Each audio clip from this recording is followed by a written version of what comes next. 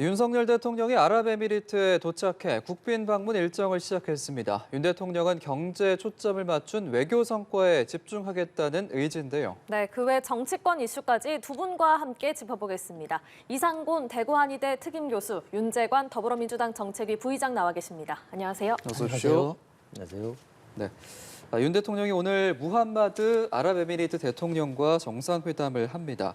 모든 일정을 경제에 맞췄다라고 하면서 원전과 방산에 중점을 뒀는데 일단 이번 순방의 의미 그리고 또 우리가 어떤 성과를 얻어내야 하는지부터 들어보겠습니다. 어떻게 보십니까? 이번 대통령 첫 순방의 첫 80년 이후의 첫 국빈 방문인데 전투기까지 호위해서 하는 거 보면은 국빈 방문에 대한 예우 제대로 된 것 같아서 아주 보기는 좋았습니다. 예. 그리고 이제 윤석열 대통령 같은 경우는 취임 100일 때 그 위험했던 그 지지율을 지금같이 이렇게 상승률을 올릴 수 있었던 거는 외교와 안보 분야였다고 생각을 합니다. 특히나 이제 실용 외교 부분, 안보 부분에서 이제 실용 외교라든지 이런 부분에서 상당히 성과를 많이 거뒀었는데 이번 순방도 저는 마찬가지로 그 일환이라고 저는 보고요.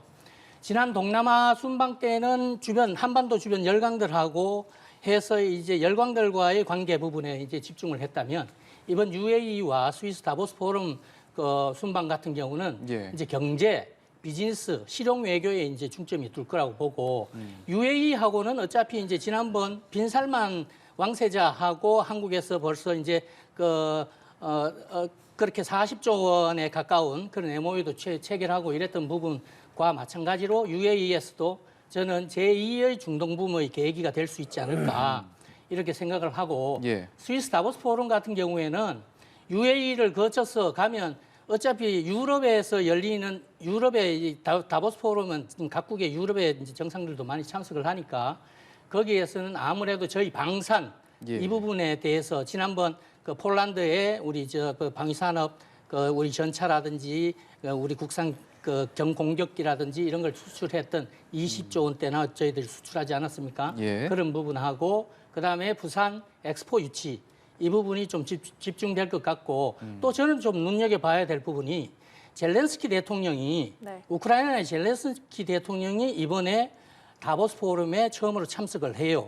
그리고 이제 저희들이 듣기로는 미국의 정보기관이라든지 아니면 주요 국방 관련된 관계자들 이야기를 들어보면 올해 초에 아무래도 우크라이나 전쟁이 종전이 될 가능성이 높다고 하면 이번 다보스 포럼에서 우크라이나의 젤렌스키 대통령과의 그 관계도 향후에 종전 이후에 우크라이나 재건에도 우리 한국이 갖고 있는 이런 기업 경쟁력 이런 부분들이 중동에 이어서 유럽의 우크라이나까지 갈 수 있는 그런 좋은 계기를 마련할 수 있지 않을까 저는 그런 기대를 하고 있습니다. 윤 부의장께서는 이번 순방 어떻게 보고 계신지요? 이번 UAE 순방은 무조건 성공할 겁니다. 두 가지 이유 때문에 그렇습니다. 첫 번째는 양국 관계의 오랜 이 역사성이 그렇고요. 두 번째로는 양국이 서로 상호 보완적인 측면이 강하기 때문입니다. 첫 번째 이유를 말씀드리면 양국 관계는 윤석열 대통령 이전에 노무현 대통령 시절부터 전략적 관계, 양국의 관계를 한 단계 한 단계 계속 격상해 왔고 지난 정부에서 특별 전략적 동반자 관계, 전 세계에서 우리나라와 이런 관계를 맺는 나라는 딱 4개국밖에 없을 정도로 양국이 아주 긴밀한 협력을 계속 해왔습니다. 이렇게 정권과 상관없이 정권이 바뀜에도 불구하고 계속 양국의 관계 발전은 계속 이어져 왔기 때문에 그런 역사적인 측면으로 봤을 때 이번 순방에서도 조금 더 진전이 있는 성과를 거둘 것이 너무나 자명해 보이고요. 두 번째로는 양국 간의 상호 보완 관계인데 아랍에미리트 같은 경우에 UAE 같은 경우에는 제일 큰 그 국가적 숙제가 뭐냐면 오일머니를 가지고 언젠가는 석유는 없어질 것이기 때문에 차세대 성장 동력을 어떻게 만들 것이냐, 새로운 산업을 어떻게 만들어낼 것이냐, 이게 국가적인 큰 과제입니다. 그래서 그 과제를 풀기 위해서는 우리나라의 그 기술력들이 매우 많이 협력 관계를 유지해야 되기 때문에 오일머니와 우리나라의 기술력이 결합해서 그 UAE의 새로운 미래 비전을 창출해야겠다 이런 국가적인 비전들을 가지고 있기 때문에 양국 간의 좋은 외교적 성과는 이어질 것이다. 저는 이렇게 기대하고 있습니다. 국민의힘 전당대회 얘기 좀 본격적으로 시작해 보겠습니다. 윤 대통령이 순방 전에 나경원 전 의원을 저출산위 부위원장 그리고 기후환경대사직에서 해임했습니다. 사표 수리가 아니라 이제 해임이었기 때문에 나 전 의원의 행보가 좀 위축되는 게 아니냐 이런 전망도 잠깐 나왔는데 지금 출마는 기정사실이라는 분위기네요. 그런 것 같죠. 아무래도 지금 이제 분위기는 그런 쪽으로 흘러가는 것 같습니다.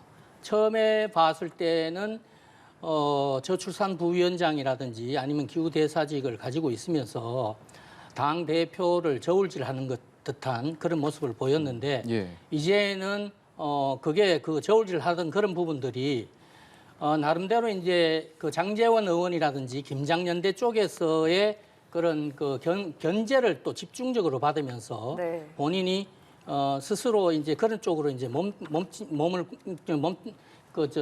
방향을 트는 것 같아요. 그렇게 이제 방향을 트는 것 같은데 이 부분에서 이제 나경원 의원은 어차피 제가 볼 때 그동안에 이 당대표만 해도 벌써 나경원 의원이 3수째입니다.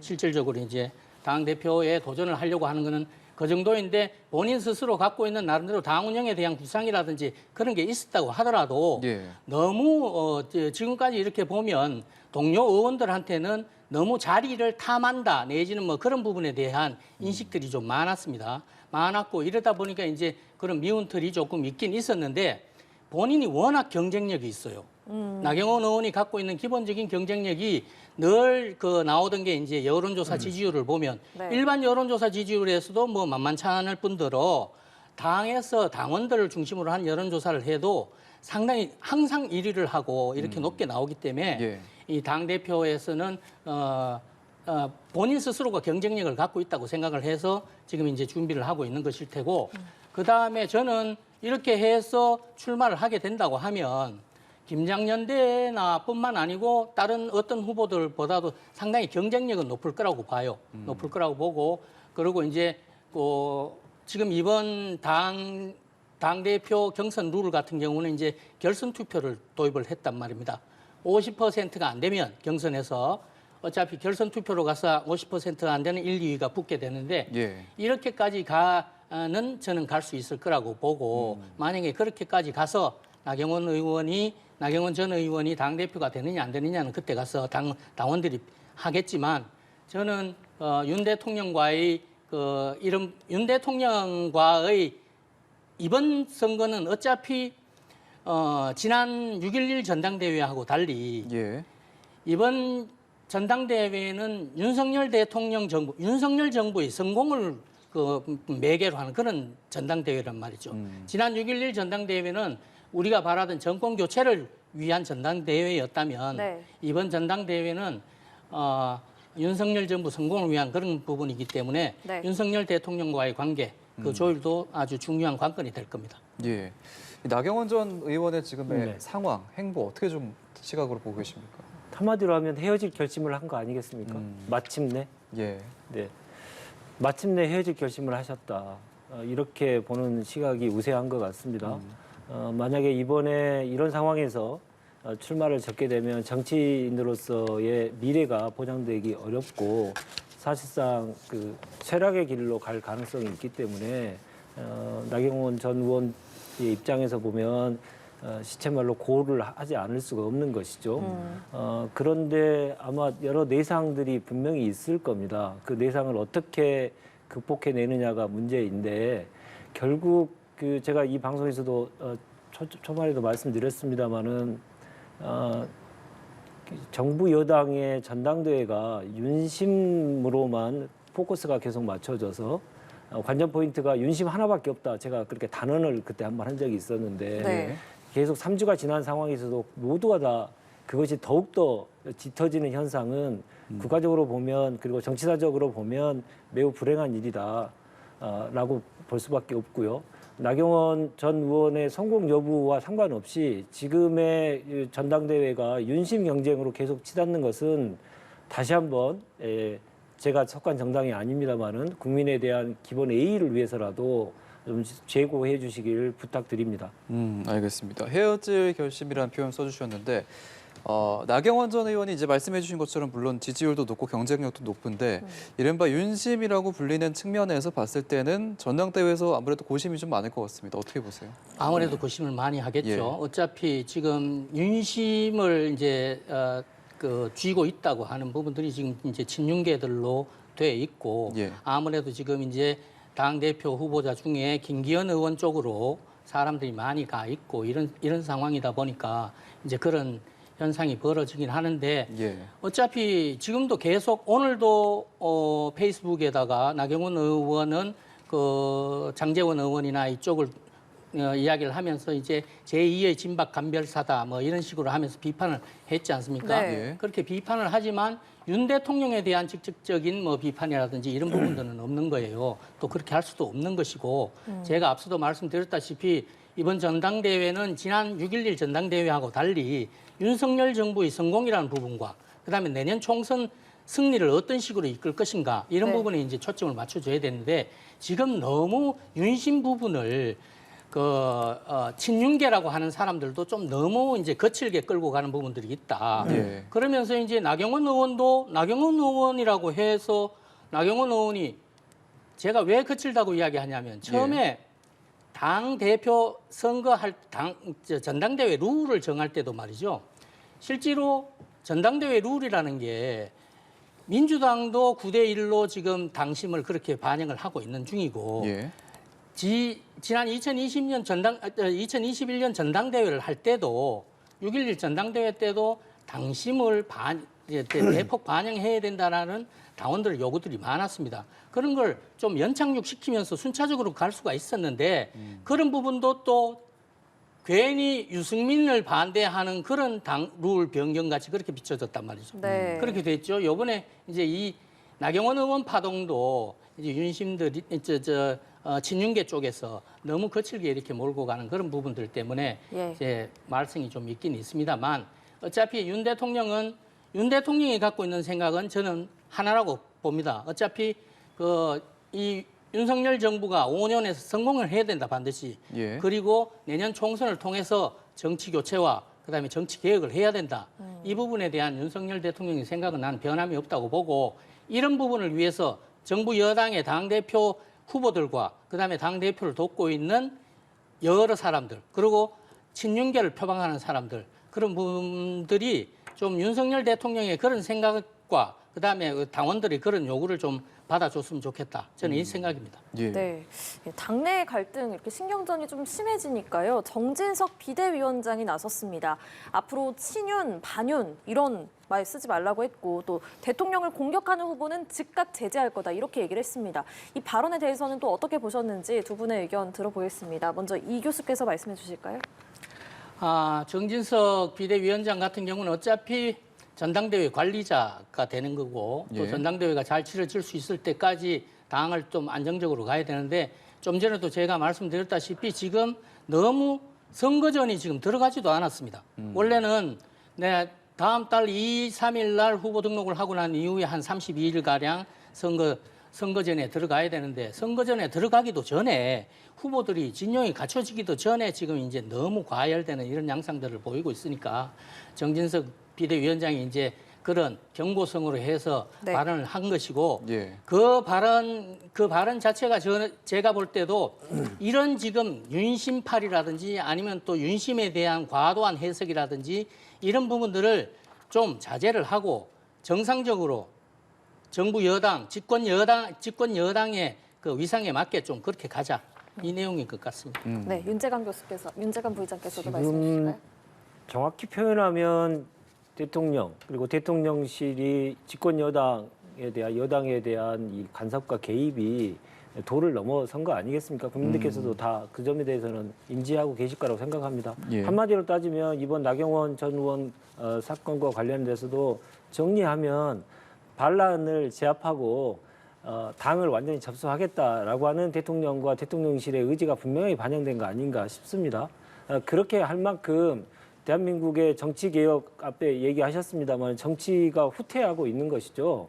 대통령이 지켜야 될 가장 기본적인 선이 있었는데 그 선을 완전히 넘고 전당대회에 완전히 개입해서 선거 개입을 하고 있는 거 아니겠습니까? 제가 지난주 방송에서도 분명히 말씀드렸습니다마는 사회수석의 그 브리핑은 윤심은 나경원에 없다라고 하는 것을 분명하게 당에 전달을 해서 나경원 전 의원을 낙마시키거나 아니면 출마를 못하게 하거나 아니면 낙마시키는 목적으로 하는 것으로 저는 해석한다라고 분명히 말씀드렸는데 그대로 지금 계속 가고 있습니다.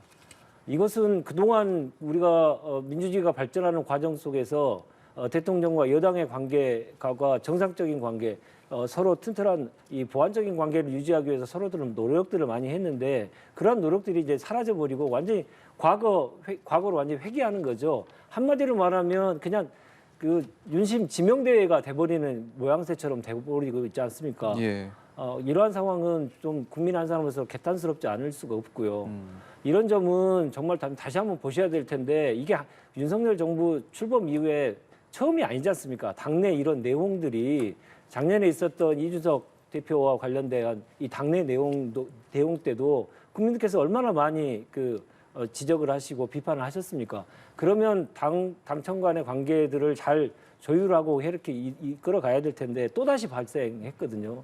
그래서 최근에 발표된 여론조사에서도 다시 윤석열 대통령의 지지율이 하강 곡선으로 그리는 거 아니냐 이렇게 지지율이 떨어진 이유도 이 당내 상황들이 계속 안정화가 못 되면서 작년에 이준석 사태가 났을 때와 똑같이 지지율이 좀 떨어지고 있는 양상으로 가지 않을까 그렇게 우려하고 있습니다. 예. 네. 신경전이 점점 고조되고 있는 국민의힘 전당대회 상황도 같이 알아봤고요. 이번에 민주당 얘기를 좀 해보겠습니다.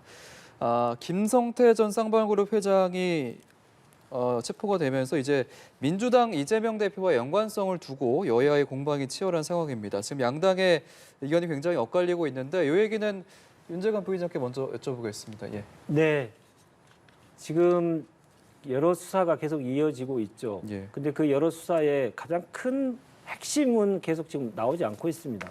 예를 들어서 대장동과 관련돼서 그래서 대장동 일당으로부터 이재명 대표가 돈을 받았냐? 지금 그 연결고리가 전혀 나오지 않고 있지 않습니까? 예. 이렇게 수많은 수사 인력을 투입하고 장기간 수사를 하는데도 불구하고 아직까지 그 얘기가 나오지 않고 있습니다. 예를 들어 성남 FC 사건과 관련돼서 그게 이재명 대표의 개인으로 갔느냐? 그건 전혀 아니지 않습니까? 나오지 않고 있고요. 예. 지금 변호사비 대납과 관련돼서도 이재명 대표와 연결고리를 찾기 위해서 대단히 노력을 하시는 것 같은데 역시 그렇게 해서 뭐 어떤 특혜가 갔는지 그리고 어떤 연결고리가 있는지는 지금 전혀 내용이 나오지 않고 예. 그냥 연결이 있을 것이다라고 하는 어찌 보면 예단성의 기사들과 예단성 내용들만 계속 지금 얘기가 나오고 있는 상태거든요. 그래서 지금 검찰이 계속 수사를 속도를 내겠다고 하는데 속도를 정말 내줬으면 좋겠어요. 속도를 내서 정말 이재명 대표와 어떤 관계가 있는지를 명확하게 해야지 지금처럼 아무 내용도 없이 관계가 있을 것 같은데 이런 의심만 계속 나오는 것들에 대해서 계속 가지수만 늘리는 것은 수사의 기본도 아닐 것이고요. 네. 공권력을 이렇게 사용해서는 옳지 않습니다. 예. 예. 이 교수께서는 어떻게 생각하세요? 검찰 보고 속도를 내시라 그러는데 지금 뭐 열심히 속도를 잘 내고 있으니까 그건 걱정 안 하셔도 될 것 같고 이재명 김성태 전 회장이 지금 이제 귀국을 하기 전에 예. 밝힐 건 밝히고 또 아닌 건 아니다라고 이야기를 하겠다라고 했고 네. 그런데 이제 이재명 대표는 기어코 계속 지금 이제 본인하고는 상관없다. 나는 얼굴 모른다. 그다음에 그 사람이 왜 내 변호사비를 대신 내겠느냐. 뭐 이런 식으로 하면서 이제 황당무계하다는 식으로 이야기를 하지 않습니까? 예. 이렇게 이야기하는데 그건 뭐 지금까지 우리 이재명 대표의 거짓말은 일상화돼 있다는 게 국민도 알고 우리 모두가 다 알고 있는 사실이고 그런 부분 때문에 저도 이재명 대표의 그 말은 저는 거짓말이라고 생각을 하는 게 예. 첫째로 말이죠. 예. 민주당 민주당 의원들이 지금 과도하게 김성태 귀국과 관련해가지고 쉴드를 치고 있는데 이 부분을 왜 방어를 그렇게 하겠습니까? 지난주에 안민석 의원이라든지 정청래 의원이라든지 심지어 저항권이 있어가지고 7, 8개월 태국에 체류하면 되는데 왜 들어오느냐. 그리고 검찰들하고 시나리오 짠 거 아니냐. 뭐 이런 식으로 해가지고 쉴드를 치는데 과도하게 그렇게 쉴드를 치는 거 보니까 분명히 이재명 대표하고 김성태 전 회장하고는 특별하게 관계가 있다. 저는 이렇게 보고 네. 그리고 문화일보 보도에서도 문화일보 보도에서도 지난번에 그 쌍방울 그룹의 임원 그 녹음 파일이 나왔어요. 예. 그 녹음 파일에 이재명 대표하고 김성태 회장은 아주 친한 관계다라는 그런 내용의 녹음 파일도 있고, 그 다음에 이재명 대표 주변 사람들이 쌍방울 그룹의 사회이사, 고문 이렇게 해가지고 다 연결고리가 다 있습니다. 다 연결고리가 있고, 김만배도 그 연결고리의 한 사람으로, 심지어는 김만배는 어떻게 보면 제가 볼 때는 이재명 대표와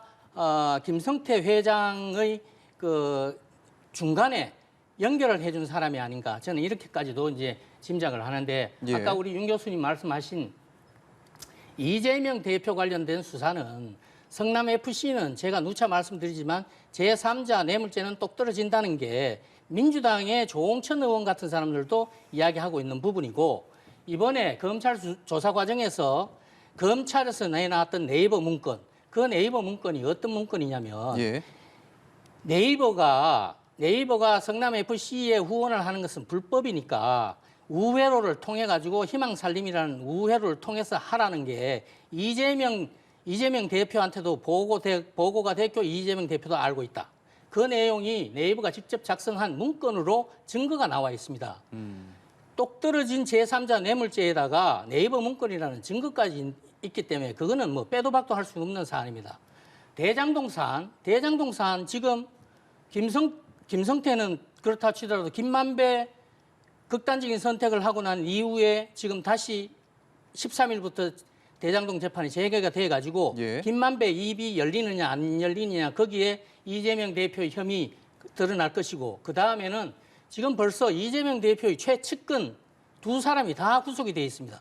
그 구속이 됐으면 앵간한 당 대표 같으면은 벌써 사과를 하고 국민들한테 석고대죄를 해도 시원찮은데, 지금 말이죠, 대장동 사건에 무슨 혐의가 없느니만, 그런 이야기 하는 사람들은 친명계라서 그런 이야기를 하는지 몰라도 지금 빤한 혐의를 가지고 지금 그런 식으로 계속 덮어씌우고 거짓말을 한다고 해가지고 혐의가 벗어나는 거 아닙니다.